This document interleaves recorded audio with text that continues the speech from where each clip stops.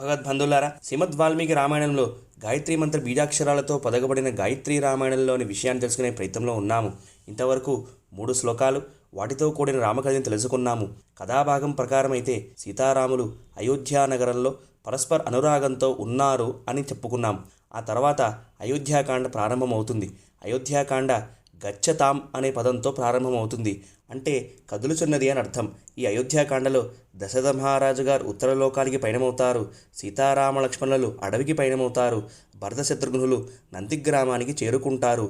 ఈ కాండ పూర్తి అయ్యేసరికి కథాభాగానికి వస్తే, భరతుడి మేనమామ యుధాజిత్తు వచ్చి భరత శత్రుఘ్నులని తన వెంట తీసుకుని వెళ్తాడు. ఇక్కడ అయోధ్యలో దశరథ మహారాజు గారు రామచంద్రస్వామి యొక్క పట్టాభిషేకానికి అయోధ్యావాసుల్ని మంత్రుల్ని అడిగితే వాళ్ళందరూ ఎంత తొందరగా చేస్తే అంత మంచిది అన్న భావాన్ని తెలియజేస్తారు. ఎందుకు అంటే దశరథ మహారాజు గారి కన్నా రామచంద్రస్వామిలో ఇంకా అనేక కళ్యాణ గుణగణాలు ఉన్నాయి కాబట్టి వాళ్ళందరికీ కూడా రామచంద్రస్వామి ఎంత త్వరగా వారికి ప్రభువు అయితే అంత మంచిది అన్న భావనతో ఉంటారు. అందుకు సన్నాహాలు ప్రారంభమవుతాయి. ఆ ఆనంద సమయంలో మందర కైకేయి దగ్గరికి వచ్చి ఒక మాట అంటుంది.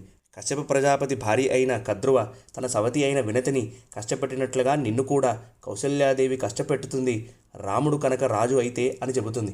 ఆ మాట విన్న కైకేయికి భయం వేస్తుంది. అంతటితో ఆపకుండా, రాజుగారు నీకు 2 వాగ్దానాలు ఇచ్చారు కదా, అవి అడిగే సమయం వచ్చింది. భరతుడికి రాజ్యాభిషేకము, రామచంద్రుడికి వనవాసము అడుగు అని మందర కైకేయిని ఉసిగొలుపుతుంది. దానిని ఆధారంగా చేసుకుని కైకేయి కోపగృహంలోకి ప్రవేశిస్తుంది. దశరథ మహారాజు గారు కైకేయికి రామచంద్రస్వామి యొక్క పట్టాభిషేక వార్తని చెప్పడానికి వస్తాడు. కానీ అక్కడ కైకేయి కనిపించకపోతే అక్కడున్న వారిని అడిగితే వారందరూ కూడా కైకేయి కోపగృహంలోకి వెళ్ళింది అని చెబుతారు. దశరథ మహారాజు గారు అది తెలుసుకుని కైకేయి దగ్గరికి ప్రాధేయపడతాడు, ఏం జరిగిందో చెప్పమని. అప్పుడు కైకేయి తన 2 వరాలని అడుగుతుంది. భరతుడికి రాజ్య పట్టాభిషేకము, రామచంద్రస్వామికి అరణ్యవాసము అని. అది విన్న దశరథ మహారాజు గారు చాలా విధాలుగా ప్రయత్నం చేస్తారు కైకేయిని వారించడానికి. కానీ ఏదీ లాభం లేకుండా పోతుంది. ఆ రాత్రంతా కూడా దశరథ మహారాజు గారు శోకసముద్రంలోనే ఏడుస్తూ ఉంటారు. ఇంతలో తెల్లవారుతుంది. రావలసిన వాళ్ళందరూ కూడా ఆ పట్టాభిషేకం జరిగే సభకి వస్తారు. కానీ దశరథ మహారాజు గారు మాత్రం ఎక్కడా కనిపించటం లేదు. వశిష్ఠుల వారు సుమంతుడికి చెప్తారు, నేను వచ్చినట్టుగా రాజుగారికి చెప్పండి అని. సుమంతుడు వచ్చి దశరథ మహారాజు గారిని పొగుడుతూ మాట్లాడతాడు. దశరథ మహారాజు గారు దీనమైన స్వరంతో రామచంద్రస్వామిని అక్కడికి తీసుకుని రమ్మనమని ఆజ్ఞాపిస్తారు. సుమంతుడు బయటికి వచ్చి సామంతరాజుల్ని చూసి వారితో మాట్లాడి మళ్ళీ దశరథ మహారాజు గారి దగ్గరికి వచ్చి ఆయన్ని మేలుకొల్పడానికి ప్రయత్నం చేస్తాడు. అక్కడ వస్తుంది గాయత్రి రామాయణంలోని 4వ శ్లోకం. తుష్టావాస్య తదావంశం ప్రవిశేష విశాంపతే సైనీయం నరేంద్రస్య తదాసాధ్య వశిష్ఠత. అయోధ్యాకాండ 15వ సర్గ 20వ శ్లోకం. ఆ రాజుగారి యొక్క వంశప్రతిష్టని కీర్తిస్తాడు సుమంతుడు. ఆయన శయన మందిరానికి ఉన్న తెర దగ్గరికి వచ్చి దశరథ మహారాజు గారిని స్తుతిస్తాడు. జరగవలసిన పనులు ఇంకా చాలా ఉన్నాయి రాజా, మేల్కోండి అని అంటాడు సుమంతుడు.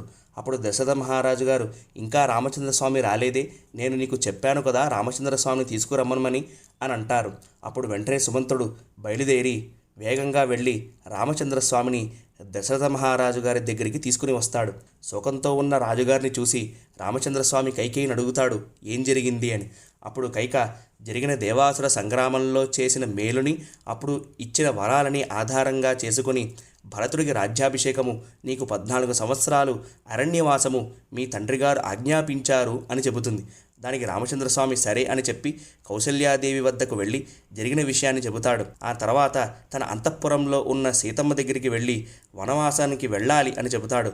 నేను కూడా మీతో పాటే వస్తాను అని అంటుంది సీతమ్మ. లక్ష్మణుడు కూడా రామచంద్రస్వామితోనే వెళ్తాను అని సుమిత్ర దగ్గరికి వెళ్ళి చెబుతాడు.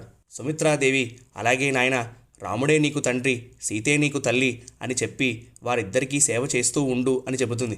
ఆ ముగ్గురు మళ్ళీ దశరథ మహారాజు గారి దగ్గరికి వస్తారు. నారచీరలు ధరించి రామచంద్రస్వామి బయలుదేరుతాడు సీతమ్మ వారితో, లక్ష్మణుడితో.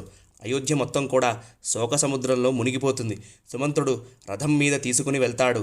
ఆ తర్వాత గాయత్రి రామాయణంలోని 6వ శ్లోకం వస్తుంది. వనవాసం హి సంఖ్యాయ వాసాంస్య భరణానిచ భర్తారమనగచ్చంతై సీతాయి ససురోదదౌ. అయోధ్యాకాండ 40వ సర్గ 15వ శ్లోకం. భర్తని అనుసరించి వెళుతున్న సీతాదేవికి 14 సంవత్సరాలకి సరిపోయేంత వస్త్రాలని, ఆభరణాల్ని ఇచ్చి పంపించాడు అని ఈ శ్లోకానికి ఉన్న అర్థం. రామచంద్రస్వామితో అయోధ్యావాసులు కూడా వెంట వస్తారు. రాముడు చాలా నచ్చజెబుతాడు, కానీ లాభం లేకుండా పోతుంది. ఆ రాత్రి తమసా నదీ తీరంలో పౌర ప్రజలందరూ నిద్రపోతుండగా రామచంద్రస్వామి రథాన్ని అయోధ్యకి వెళ్ళినట్టుగా చెయ్యి అని సుమంత్రుడికి చెబుతాడు. ఆ కొంచెం దూరం వెళ్ళి రథాన్ని తిప్పి శృంగుబైరపురం చేరుకుంటారు. అక్కడ గంగానది ప్రవహిస్తూ ఉంటుంది. అక్కడ గుహుడు కలుస్తాడు. ఆ రాత్రి గుహుడు సీతారాములకి పడుకోవడానికి ఏర్పాట్లు చేస్తాడు. లక్ష్మణస్వామి గుహుడు మాత్రం ఆ రాత్రంతా మేలుకొని సీతారాముల యొక్క గుణగణాలను వర్ణించుకుంటారు. రామలక్ష్మణులు మర్రిపాలు తెచ్చుకొని జటలు కట్టుకుంటారు.